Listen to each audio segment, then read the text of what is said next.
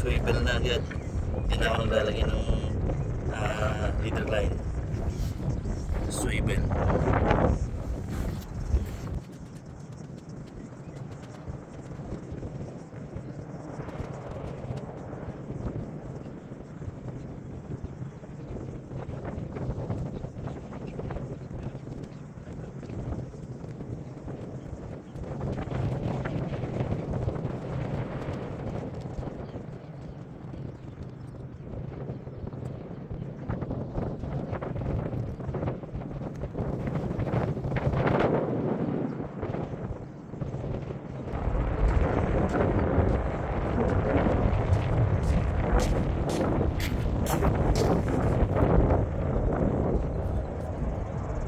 Sinker. Tapos nabulog.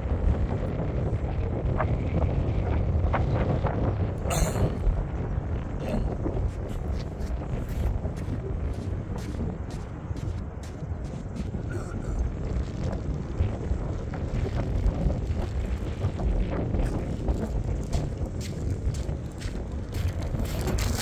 Business na ako makain.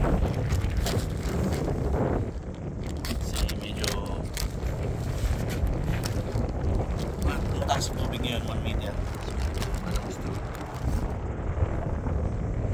Ipayan namin.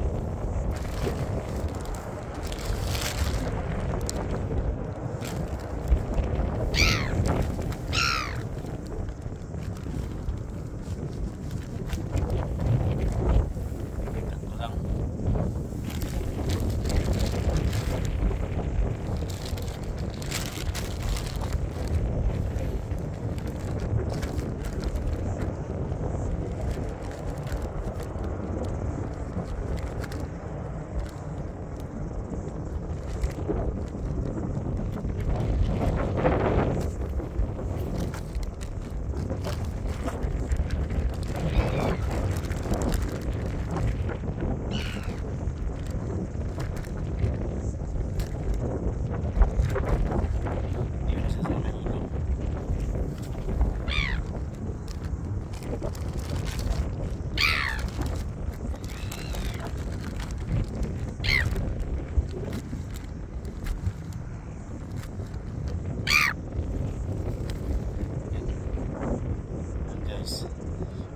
Frozen yan, tamban.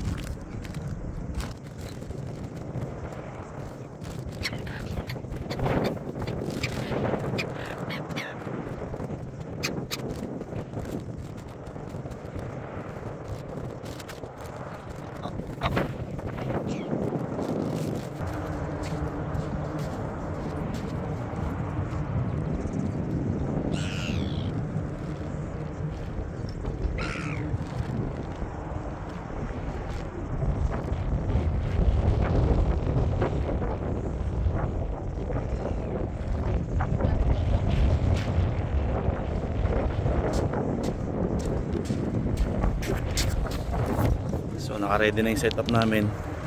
Ayun yung pupunta namin sa Sandbar. Dati lumalabas yan kasi 1 meter lang ngayon ang ang low tide. So hindi gano'n lalabas yan. Lulusubin na namin. Kaya nag-ready na kami. Mahirap mag-setup dun sa may tubig eh. Maalon.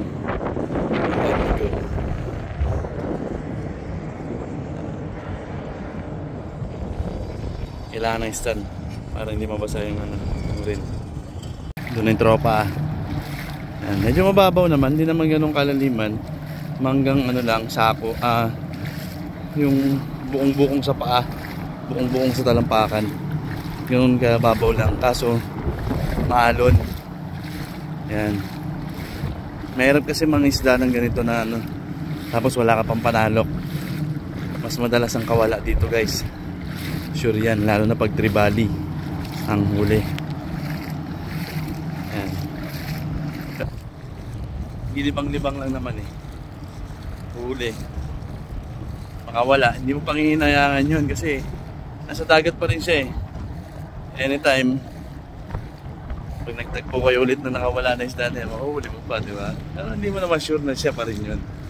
At least ang sinasabi ko, maraming isda sa dagat. So hindi dapat panghinayangan. Yun. Lumaki ka muna, buddy, ha?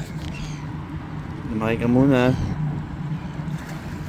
Paglaki mo, balik ka. Huliin kita. Alright. Bye-bye.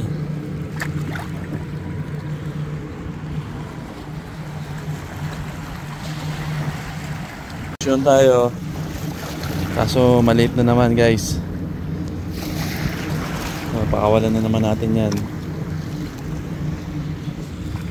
Hindi siya keeper.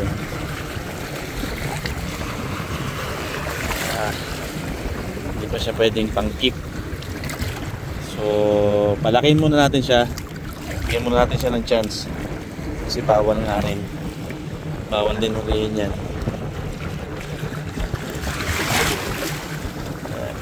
Makin siya na. Bye bye, buddy. Palaki ka muna. Small fish again.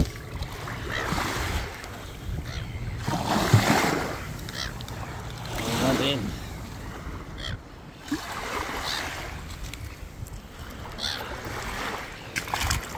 Bye bye. Sorry, buddy. Small fish na naman. Susunod lang small fish natin. Bye bye. Bye bye. Action tayo. Kaso maliit na naman, guys. Pakawalan na naman natin yan. Hindi siya keeper.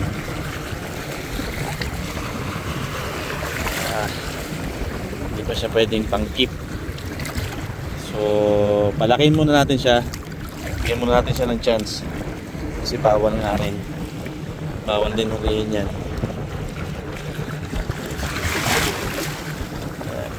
Makin siya na. Bye bye, buddy.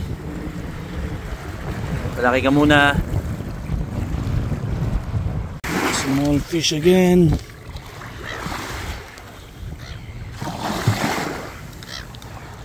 Natin.